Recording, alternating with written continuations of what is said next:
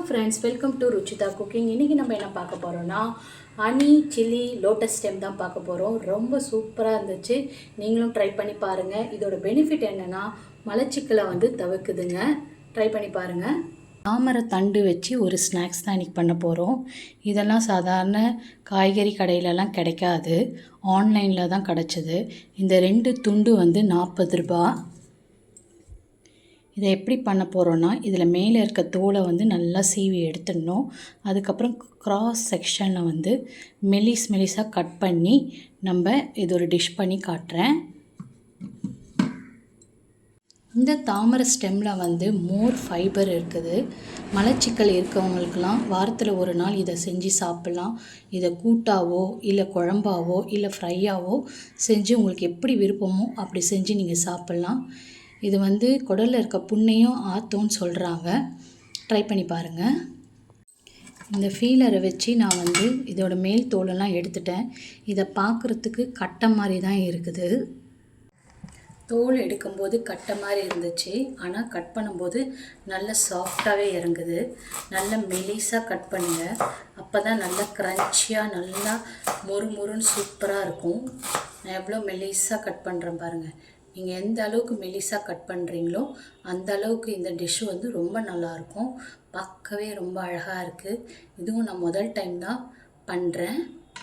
Try பண்ணி பாருங்கள். இது வாழைக்காய் மாதிரி தான் கருத்துரும். அதனால் டக்குன்னு தண்ணியில் போட்டு வச்சுருங்க. கட் பண்ணிவிட்டு ஒரு அகலமான பாத்திரத்தில் 2 கிளாஸ் தண்ணி ஊற்றி கொதிக்க விடலாம். அது கொதிக்கும்போது நம்ம வெட்டி வச்சுருக்கோம் இல்லையா மெலிசா, அந்த தாமரை தண்டுகளை எடுத்துகிட்டு ஒரு 5 நிமிஷத்துக்கு நம்ம 3/4 பதத்துக்கு வேக வச்சுக்கலாம். இதுக்கு பேர் பிளான்ச்சிங்னு அர்த்தம்.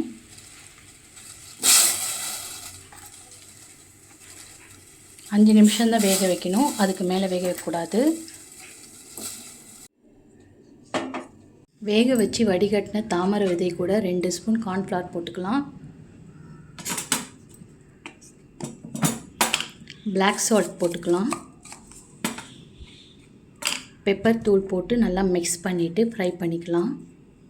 ஒரு பேனில் எண்ணெய் வச்சுட்டு நல்லா கொதிக்க வச்சுட்டு இந்த கார்ன்ஃப்ளவர் மாவு தடவுன அந்த தாமரை தண்டை நம்ம ஒன்றா போட்டு எடுத்துக்கலாம். நல்லா டீப் ஃப்ரை பண்ணி எடுத்துக்கலாம்.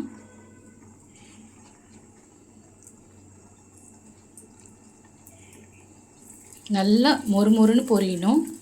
ஒரு பேன் எடுத்துகிட்டு அதில் எண்ணெய் ஊற்றிக்கலாம். 2 காஞ்ச மிளகாவை விதையை எடுத்துகிட்டு 2ஆக கட் பண்ணி போட்டுக்கலாம். இது கூட சின்னதாக கட் பண்ண பூண்டு 10 போட்டுக்கலாம்.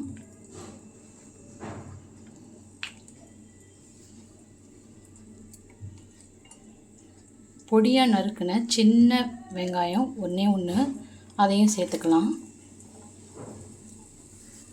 நல்லா இது ஒரு 3/4 ஃப்ரை பண்ணிக்கலாம். பச்சை வாசனைலாம் போயிடுச்சு. இது கூட ஒரு 1/4 டீஸ்பூன் சில்லி ஃப்ளேக்ஸ் சேர்த்துக்கலாம். 2 டீஸ்பூன் டொமேட்டோ கெச்சப் சேர்த்துக்கலாம். 1 ஸ்பூன் ஹனி சேர்த்துக்கலாம். இதை நல்லா மிக்ஸ் பண்ணிக்கலாம்.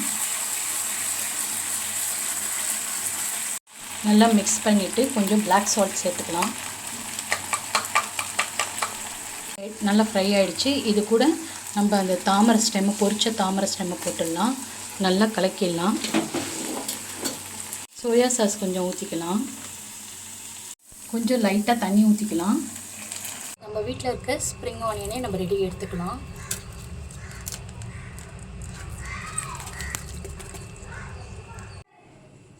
ஒரு பிளேட்டில் கொட்டிடலாம். இதுக்கு மேலே நம்ம வீட்டு ஸ்ப்ரிங் ஆனியனை போட்டுடலாம். வெள்ளை எள்ளு தூவிக்கலாம்.